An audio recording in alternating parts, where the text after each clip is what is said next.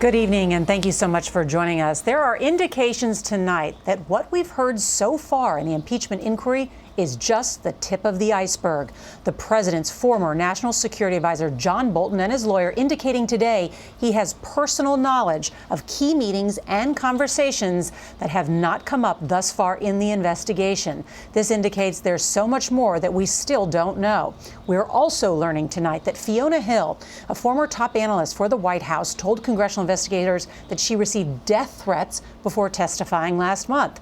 Testimony from Hill and Army Lieutenant Colonel Alexander Vindman have now brought the Ukraine scandal one step away from the president to his top aide and acting chief of staff. Nancy Cordes leads us off tonight from Capitol Hill. I'm not concerned about anything. The testimony has all been fine. The president insisted again today that he did nothing wrong. But newly released transcripts from two key witnesses suggest the president's own acting chief of staff helped establish the terms of a quid pro quo. Fiona Hill, the former White House senior Russia director, told lawmakers that Mick Mulvaney's name came up at a July meeting. She says U.S. Ambassador to the EU, Gordon Sondland, was talking about how he had an agreement with Chief of Staff Mulvaney for a presidential meeting with the Ukrainians if they were going to go forward with investigations.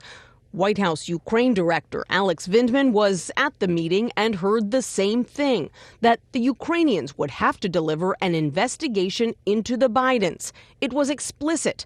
There was no ambiguity. And that this had been coordinated with Chief of Staff Mulvaney. The money held up had absolutely nothing to do with Biden. Mulvaney, who ignored a subpoena today, has downplayed his role. I never said there was a quid pro quo, because there isn't. But Fiona Hill says former National Security Advisor John Bolton was so alarmed by the meeting that he told her to go straight to a top White House lawyer. Tell Eisenberg that I am not part of whatever drug deal Sondland and Mulvaney are cooking up on this, he said. In a court filing today, lawyers suggested that Bolton has more he can share with Congress if a federal judge clears the way. Bolton, they write, had many relevant meetings and conversations that have not yet been discussed in the testimonies so far.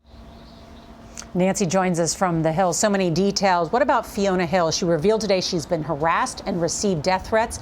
Is she still willing to testify publicly?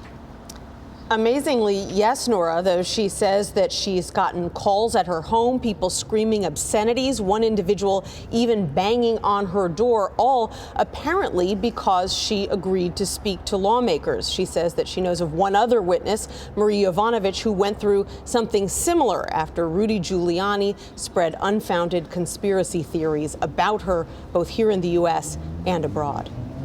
All right, Nancy, thank you.